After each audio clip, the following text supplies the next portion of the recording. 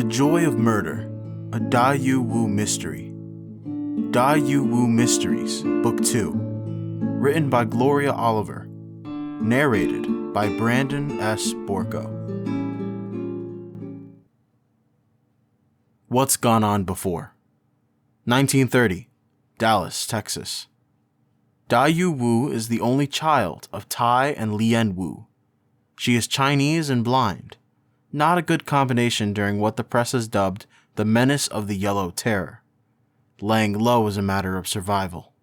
Yet when Dai realizes someone has dumped an old-fashioned green dress at the family laundry in an attempt to hide or destroy evidence, she feels it is her duty to investigate, especially when she discovers the police aren't even aware a murder has taken place. During the investigation, Dai meets Truman Pierce, a wealthy Dallasite playboy. Jacques, Dai's constant companion, takes an instant dislike to the man, especially when Pierce lavished his attention on Dai and started calling her China doll as a term of endearment. She also becomes acquainted with Dr. Aidan Campbell, a pathologist working with the Justice of the Peace in the city of Dallas. Opposites in appearance, the two women's similarities, high intelligence and inquisitive natures, make them fast friends. With the help of Aidan, Truman, and Jacques, Dai uncovers Laura Cooper's killer and brings them to justice. Prince Razor, Dai's canine bodyguard and furry lady killer, even enters the fray when the murderer turns violent after being exposed. Jacques is thrilled when the case is over and hopes they never again endanger the family by involving themselves in such serious business. Unfortunately for Jacques' nerves, fate has other plans. Chapter 1. Jacques, do give Mrs. Lark my heartfelt thanks next time you see her, won't you? She's a veritable treasure. Dai, my sister-in-all but blood, sat curled up on the living room's curved deep green couch, the morning sunshine glinting off her straight, black, shoulder-length hair. Her fingertips moved rapidly across the page of a Reader's Digest magazine, published in Braille. I'll do that. I couldn't help but smile. Dai had picked up the skill of scanning Braille a while back, but the amount of printed matter in that format was lacking, especially for adults. Mrs. Lark, the head librarian at the Dallas Library, had learned of the American publishing house's efforts with Reader's Digest. Since 1928, they'd worked to get their publications reissued in Braille, so those blinded during the Great War would have something to stimulate their minds on their own terms. The library had started collecting the publication for their patrons and made sure to let me know. Dai being able to read alone, rather than requiring her parents or me to recite the contents aloud for her benefit, gave her a new type of independence.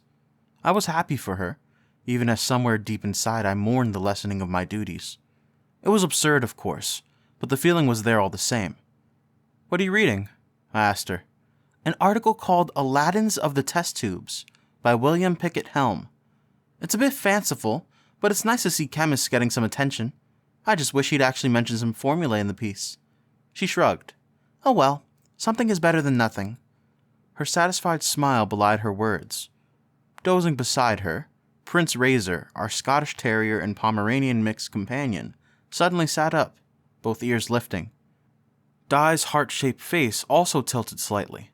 "Jacques, an automobile just parked on the street in front of our house. I think we're about to have a visitor." Dai might be blind, but without visual distractions, her hearing was quite keen. Still, visitors to the Wu household were rare, especially at this time of day.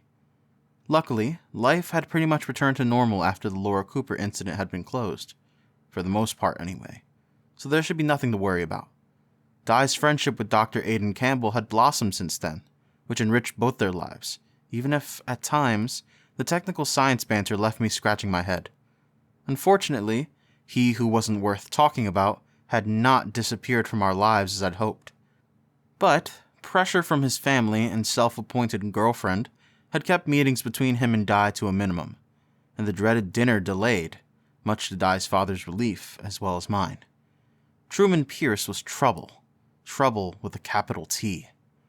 Setting down my dog-eared copy of Gulliver's Travels, I rose and prepared to answer the door if indeed we were about to receive a visitor. The sound of the doorbell was quickly followed by a loud rapping, which seemed rather desperate or rude. My initial guess that the caller might be a salesman was shunted aside, as one would never call on a prospective customer with such impudence. My quick opening of the door caught our unexpected visitor off guard, but I was even more shocked to see who was there. The popinjay was back. "Oh, thank goodness," Pierce said, relief flushing over his rich bad boy features. "I wasn't sure you'd be home. Is Dai available?" I gave him my most displeased frown. "You should have called. You can't just show up at a young lady's house whenever you please." "There wasn't time, Jacques. This is important." My usual retort of "It's Jacques, not Jackie," rose in my throat, but I clamped my mouth shut before it could escape. This might very well have been the first time the upstart used my actual name. And I was so startled, I didn't even resist as he wiggled his way inside. "I'm in the living room, Truman." Dai's voice hooked him like a fish, and he headed straight there, leaving his fedora on the table in the foyer as he went. I quickly closed the front door and followed behind him, wondering what in the world could have brought him to our entrance in such a rush. "China doll, I need your help." Truman kneeled before her, looking much like a vassal, asking his liege for a boon. His gray summer jacket added to the night's illusion. "I know it's a lot to ask, but without you, I fear a huge miscarriage of justice is about to be committed." Dai's brows rose, her head lilting to the side. "I take it something unexpected has occurred." I moved to Dai's side, not having the faintest idea what this could be about. If the popinjay were trying to pull some sort of trick, I'd make sure he regretted it. Pierce bowed his head. "There has been a murder. An object found at the scene pointed the police to a suspect." "So why the theatrics?" I demanded. "It sounds like law enforcement has things well in hand." Keeping his face hidden, Pierce hesitated a moment before answering. "They've arrested my mother for the crime."